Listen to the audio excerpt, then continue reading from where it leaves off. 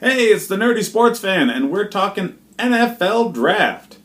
Now, in these weeks leading up to the draft, I've been using the Draft Network's tool, Mock Draft Simulator, against their predictive board. Last week we did the AFC East and NFC East. We're sticking with that sort of format. We're going to the AFC West first, starting with the Chiefs. Now, they did fantastic building their offense around Pat Mahomes. They knew what they had at the end of the previous season with Mahomes, and they went pedal to the floor, just rolling with him all season, and it was fantastically successful. In that Andy Reid offensive system with Mahomes' creativity, they were able to really plug in any running back. I mean, after Kareem Hunt left town, they had a little bit of a hiccup for about a week until they figured it out with Williams. Wide receivers didn't really matter who lined up there. I mean, as long as they had Travis Kelce, they were good as far as offensive targets went. Very, very different from what the Rams had when they had their injuries crop up. All of a sudden, their offense started stalling. So, obviously, Mahomes is the engine that drives that offense and does really well with it. They need to focus on the defense in this draft. They have a new coordinator. They have a new scheme. They're going with Spagnuolo's old 4-3 set, and everybody who has had this man on their team is really hoping to recreate the magic of the Giants' Super Bowl runs against Tom Brady and the Patriots. Weird how they pulled a defensive coordinator who did really well against the team that knocked them out of the playoffs, right? So let's get right to it. They got rid of Ford, and they didn't really have much else as far as talent goes, but, Houston's out of town, and, of course, they dropped their cornerback at the beginning of the season, who went over to the Rams, and, yeah, they didn't really have a lot of talent on defense to begin with. Their front was good, got good pressure, but it just didn't seem cohesive with the secondary and the linebackers. Hopefully that'll change this draft, and right in the beginning, you're going to see Clelin Ferrell is going to be available in that range of picks. And if he's available to them at 29, I would absolutely jump on that. An edge rusher that can step right in. Edge rushing talent out of Clemson has been strong. They've developed defensive linemen extremely well over the years, and I don't see that stopping anytime soon, considering they have 3 going in the first round this year.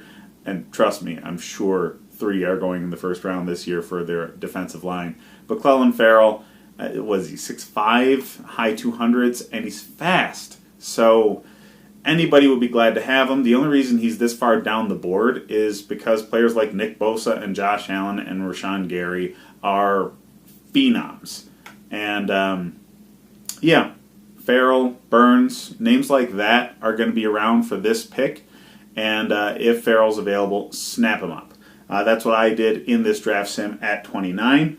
At 61, guess what? We're going back to edge rusher because they still need rushers for this defense. They got rid of too much talent. So we went with Jalen Ferguson, defensive end out of Louisiana Tech. Again, this is a defensive edge talent that would have gone much higher in other drafts. Snap him up, okay? He's definitely going to be available. There's other names that could be in that range too, like a Ja'Kai Polite out of Florida. There's just so much defensive edge depth in the top 2 rounds. The players you get down here at the 61 range normally would have been in the 40s, maybe in the 30s in other drafts. Jalen Ferguson is definitely going to be a name like that, at least, will be available at this pick, and you should snap him up. 2 defensive edge rushers for Spagnuolo's system. That's the most important position in this system. So considering you bared the cupboards by getting rid of Houston and Ford, you need to supplant that right away. At 63, I went with Trayvon Mullen, cornerback out of Clemson.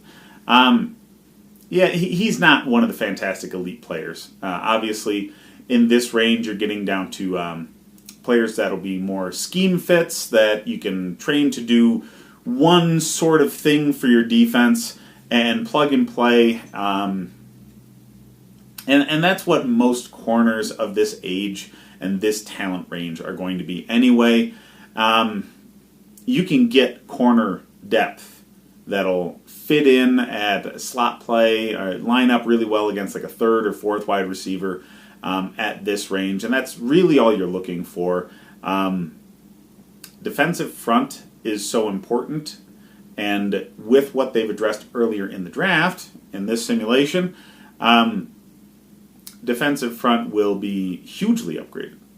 And that's going to be your biggest benefit for your defensive secondary. Do you need bodies? Sure. Absolutely. But pressure on the quarterback and a chump at corner still ends up with turnovers.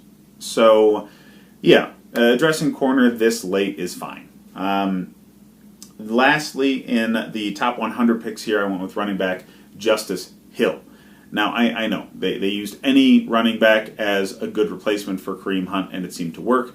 But, I mean, fast and young is a great combination for a running back in this system in particular. There's going to be a lot of space for runners, considering Pat Mahomes can get the ball out really all over the field with the arm strength and the creativity that he's shown.